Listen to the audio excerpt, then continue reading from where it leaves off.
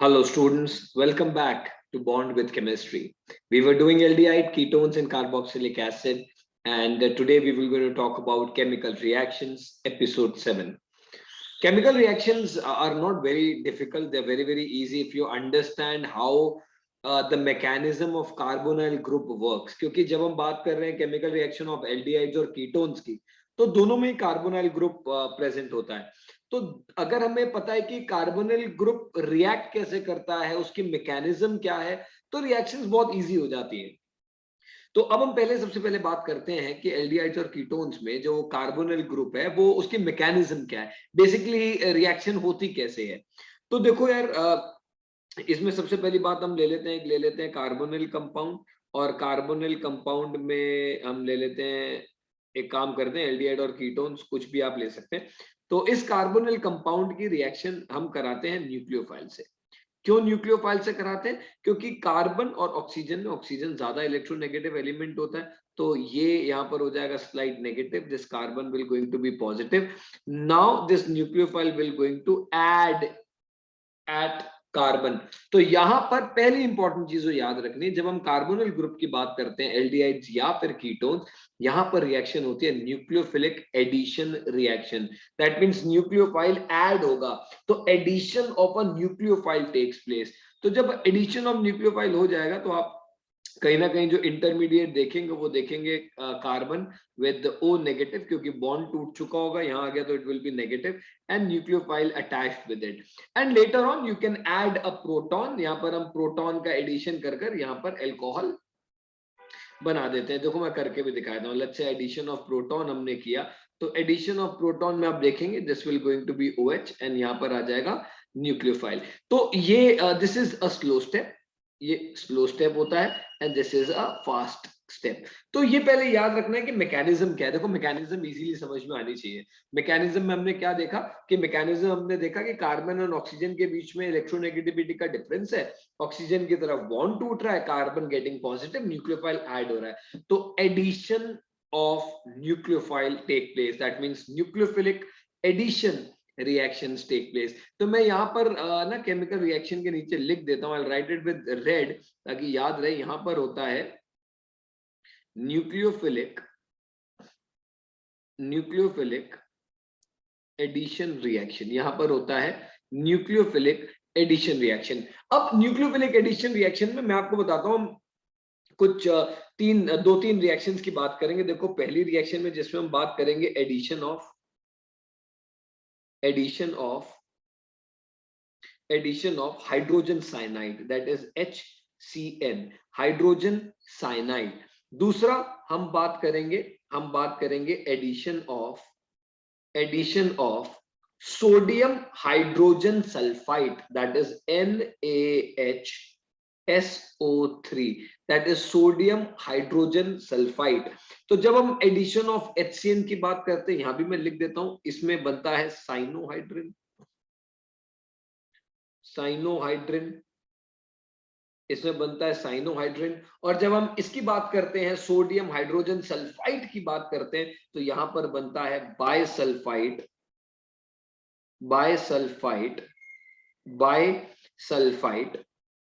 Compound. आपकी book में bisulphide addition compound भी दिया हुआ है, तो बायसल्फाइड एडिशन कंपाउंड। तो जब हम बात करते हैं HCN की, देखो मैं आपको पहले लिख देता हूं ताकि हमारे को बिल्कुल क्लियरली रहे कि क्या क्या चीजें होने वाली है। तो थर्ड रिएक्शन जो हम बात करेंगे, यहां पर हम बात करेंगे addition of alcohols, that is ROH।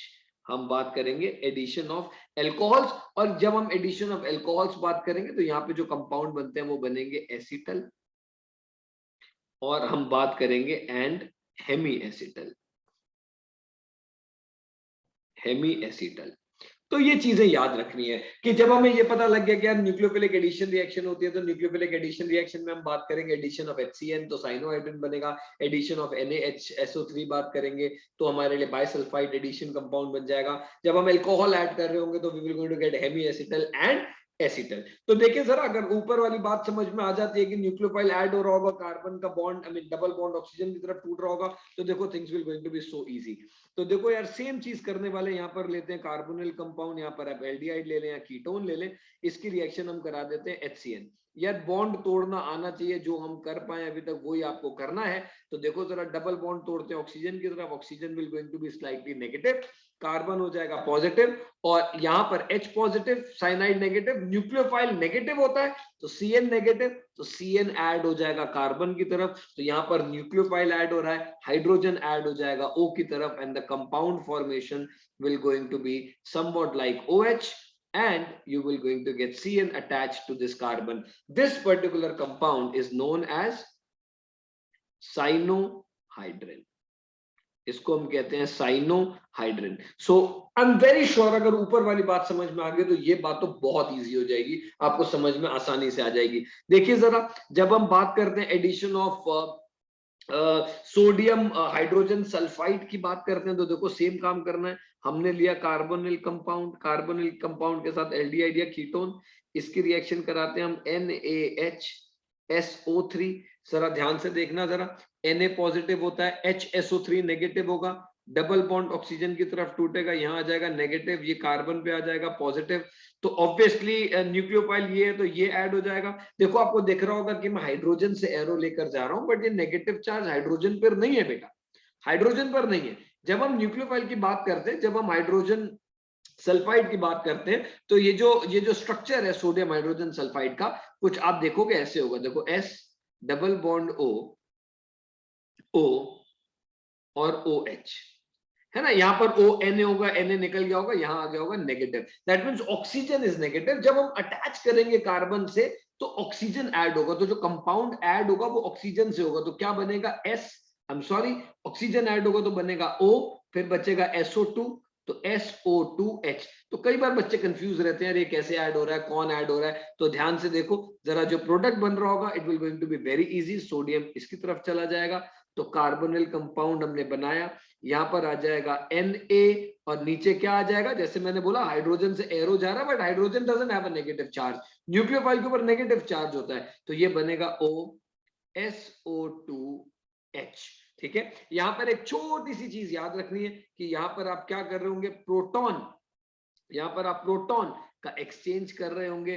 Proton का एक्सचेंज मतलब यहां से अगर आप देखा, अच्छा यहाँ पर मैं ऑक्सीजन लगाना भूल गया हूं, this will going to be ONA, तो यहाँ पर मैं कर देता हूं ONA, है ना, ONA होगा, तो Na will go here, H will go there, तो आपका अल्कोहल बन जाएगा, जैसे कि बाई प्रोडक्ट बनते आ रहे हैं, ये हो जाएगा OH, यहाँ पर हो जाएगा OSO2Na। The compound which has formed is known as bisulphide addition compound. तो होप ये दोनों चीजें समझ में आ गई होंगी जब हम बात कर रहे हैं न्यूक्लियोफिलिक एडिशन रिएक्शन की, कैसे ऐड हो रहा है। It's not at all complicated guys, सिर्फ याद रखना है न्यूक्लियोफिलिक एडिशन रिएक्शन होनी है, कार्बोनिल ग्रुप का टूटना कैसे होता है, it will going to be very easy.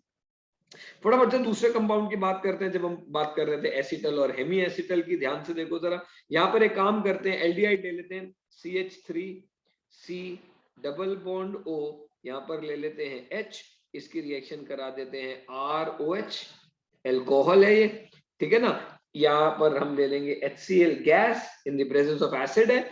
Same चीज देखो, ऑक्सीजन की तरफ टूटेगा, this will going to be negative, this carbon will going to be positive. Pause करो और वीडियो और देखो जरा, इन दोनों में से न्यूक्लियोफाइल कौन है। आई एम श्योर आपने जज कर लिया होगा, यहाँ पर होगा OH negative, this will going to be positive, तो ये यहाँ पहुंचेगा एडिशन ऑफ न्यूक्लियोफाइल, ये R पहुंच जाएगा R ऑक्सीजन के पास, तो ये देखो जरा CH3C, यहाँ पर लिया H, सिंगल बॉन्ड OR, यहाँ पर आ जाएगा हमारे पास कार्बन के साथ OH, करेक्ट। इसको हम कहते हैं हेमी एसिटल,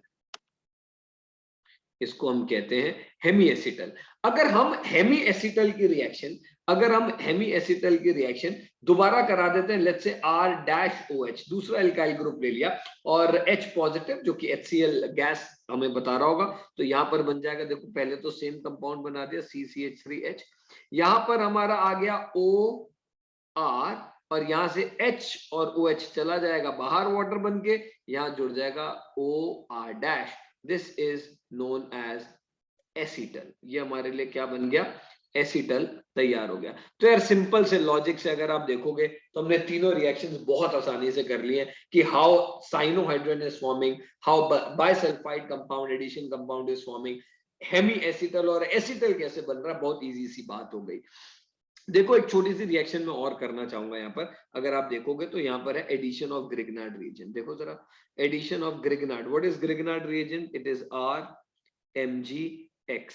मैं आपसे बोलूंगा कि आप पॉज करो और देखो कि क्या आप कर पा रहे हो कि नहीं, और मैं तब तक, आप पॉज करके प्ले करोगे तो देखो क्या आप यही बना पा रहे हो। ये हमने लिया कार्बोनिल कंपाउंड, ये हमने ले लिया एल्डिहाइड या कीटोन, प्लस हमने ले लिया RMgX। सबको पता होगा अब तक कि एल्काइल ग्रुप अगर मेटल के साथ लगा है तो एल्काइल नेगेटिव होगा, मेटल पॉजिटिव होगा। ये बॉन्ड यहां टूटेगा, this will going to be negative, this will going to be positive.